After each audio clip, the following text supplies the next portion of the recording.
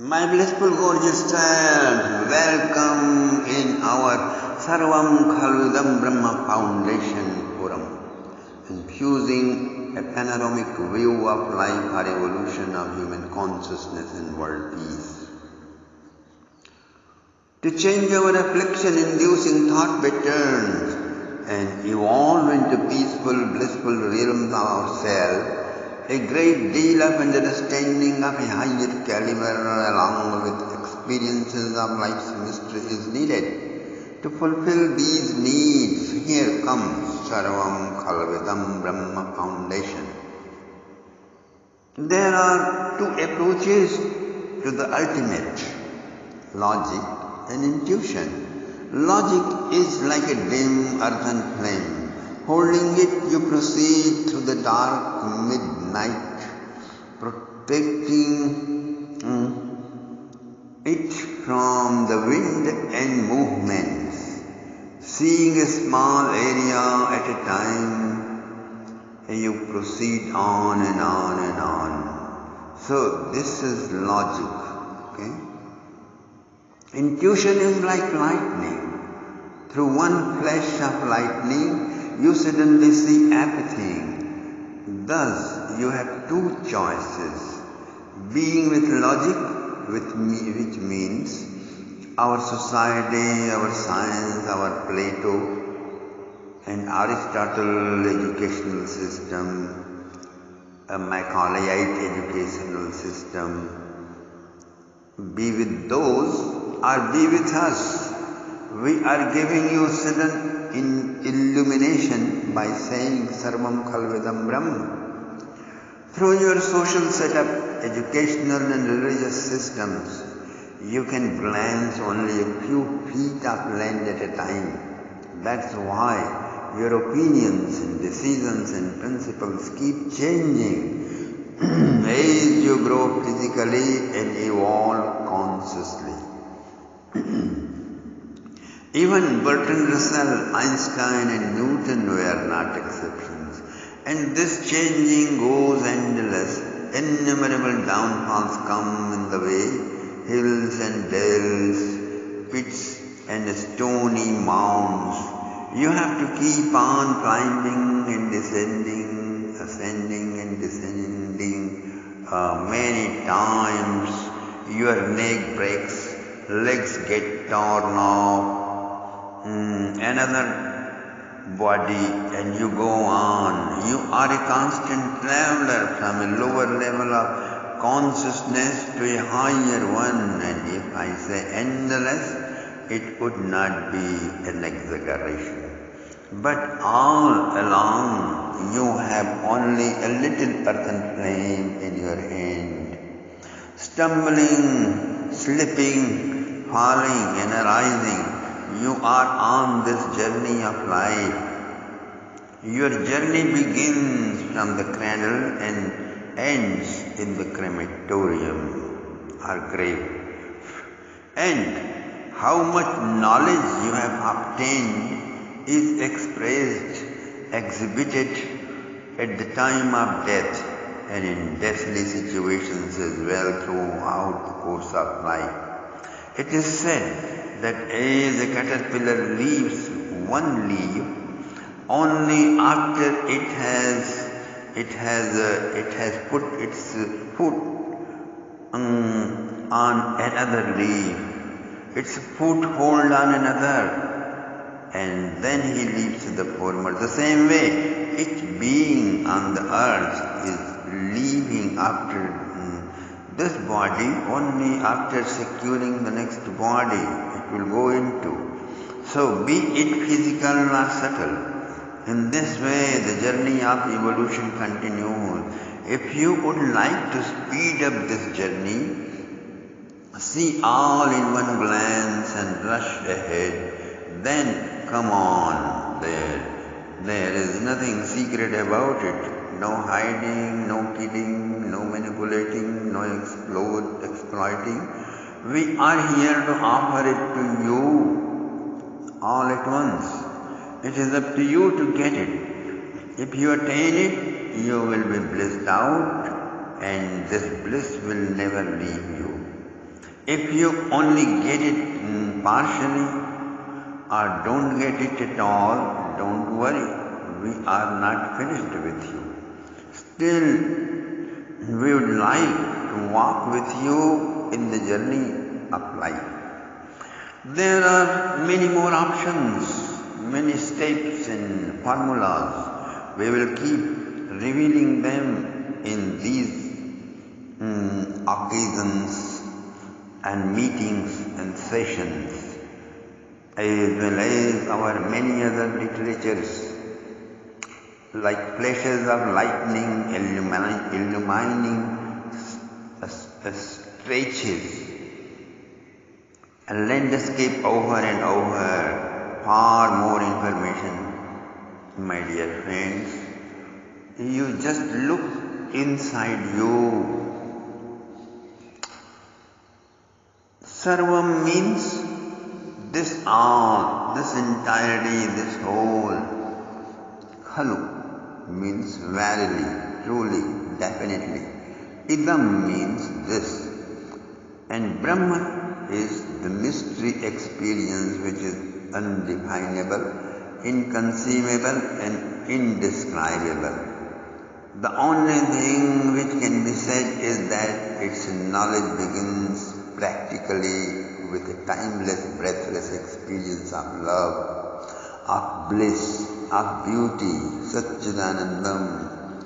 Each contains infinite power and endless wisdom and unfathomable bliss or peace, as you like. This is the beginning. And as you become familiar with these timeless states, you become eligible to comprehend Brahma more entirely as we go more deeply into the subject. In order to enlighten you in this laudable subject, we have chosen 6 systems of Himalayan philosophy. We will be switching from one topic to another of the same caliber and weight, helping you to climb the Mount Everest peak of development of consciousness. And we will be with you, beside you, maybe inside you in the form of these words of life, guiding you to transcend the transient and ascend the transcendental.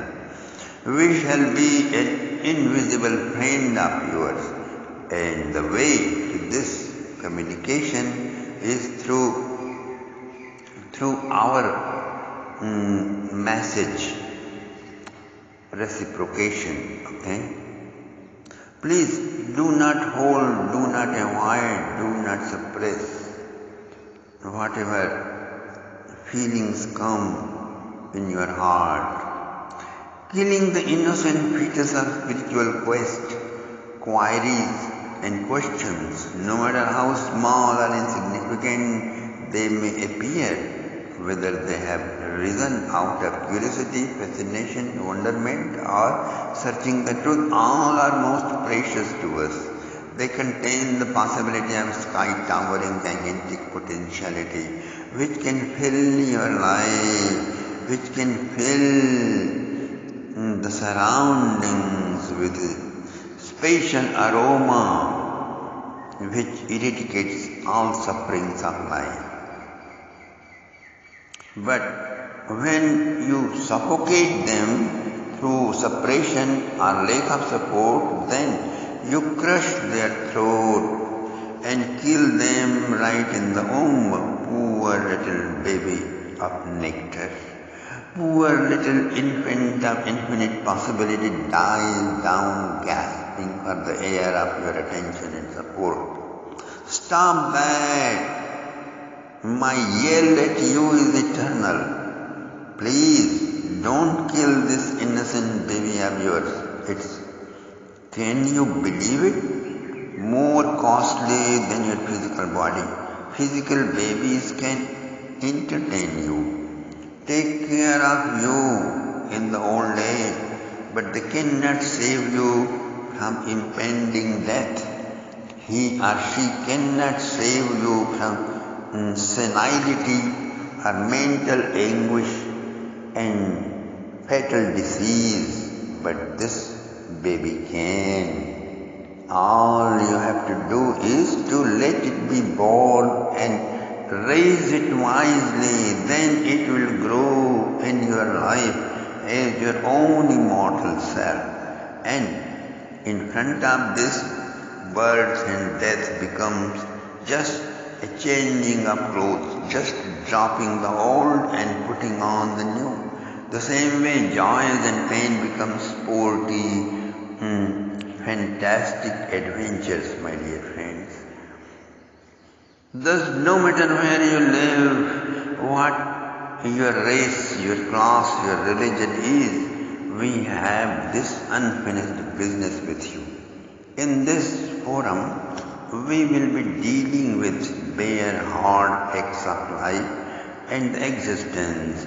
If you try to say, this is not for me, I belong to another path, even then we have not finished with you. Sarvam Khalvidam Bramha Foundation has a vast amount of wisdom and knowledge to offer, some of which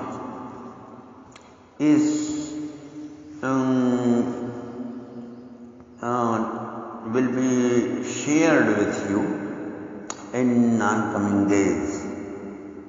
We are sure that you will find that it is here to halt, to look, to stay, grow, and fill life with colors of technical and joy, love, and immense bliss. Well, what is Brahma after all, you ask?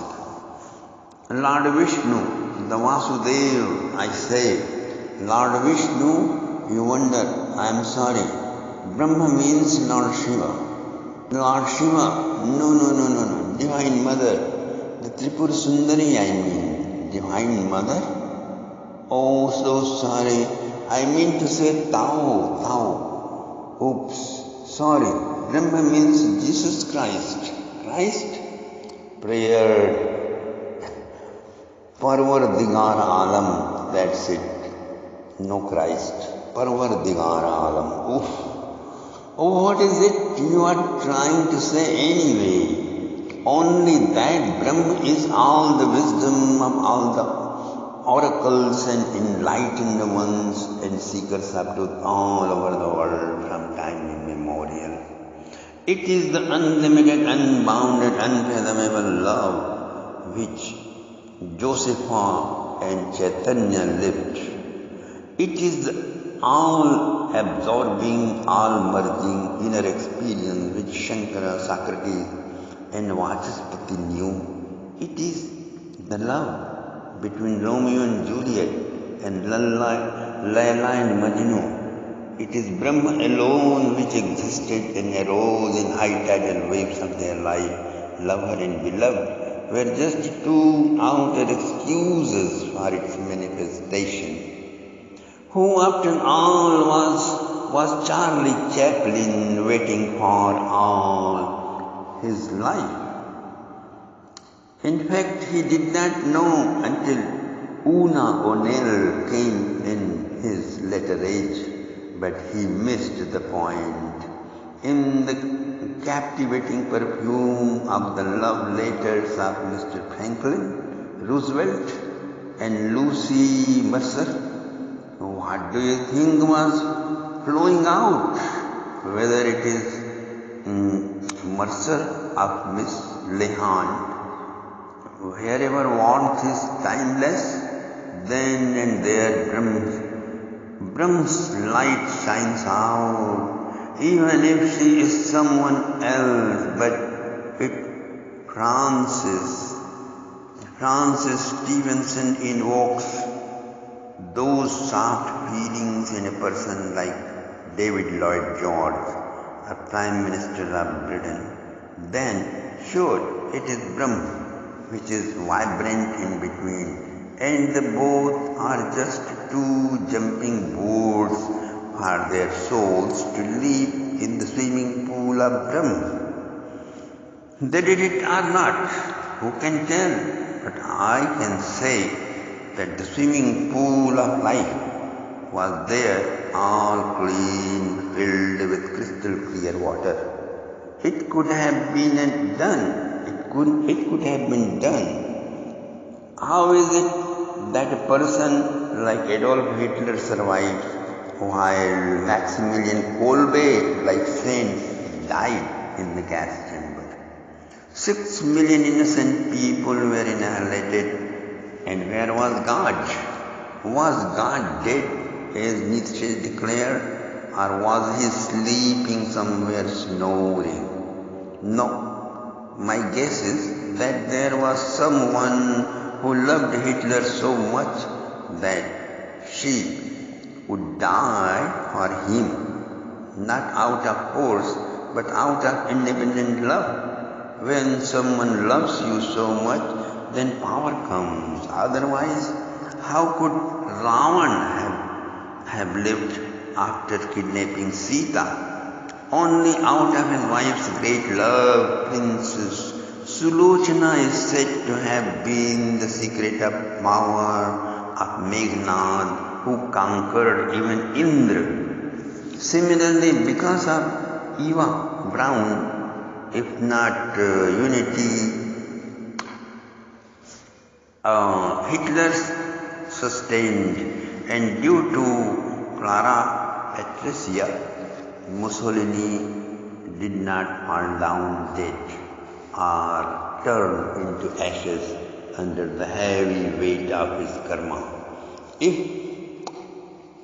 Jalandhar could remain immortal and invincible as long as his wife Brinda's chastity was not broken, then certainly there lies a fountain pool of power somewhere in love. And since power is one aspect of Brahma, we can say that Brahma was certainly vibrantly present.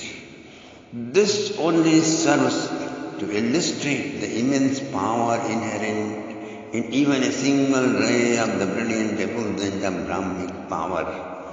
The astounding miracles of the long-lived Bogharnath, or 18 Siddhas, Gorakhnath and 9 tap yogis and Babaji and Nagraj, the Babaji, Nagraj and the other Babas captivating mankind again and again. Still, they tell us over and over that these miracles originate from God experience alone, a state of godliness alone, and this godliness is Brahma. If birds love Saint Francis so much, if Joan of Arc is so intense in her aspiration, if Saint John of Cross writes so many poems on the prison walls, and even pain and torture, heat and cold, thirst and hunger cannot make them flinch, then certainly that is Brahmic experience blooming in disguise, unrecognized, changing names and forms and messages. It keeps emerging and submerging in the ocean of isness. It is the same Brahma which manifests its glory and grace and wealth in ancient civilization for thousands of years. It is the same Brahma which appears in the salutations of Christians and Buddhists and Taoists.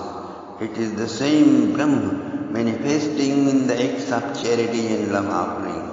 When you give gifts to your family on Christmas and enjoy the sensitive feelings of seeing their faces shining with joy, then when you extend your sensitivity to perceive it as Brahma alone, which is shining out, then you understand properly. But you miss it time and again because you are not informed and educated in this art and science of life's mystery. Here we are creating a possibility for you to have this opportunity, because as long as you miss, fail or avoid this Brahmic experience so long, it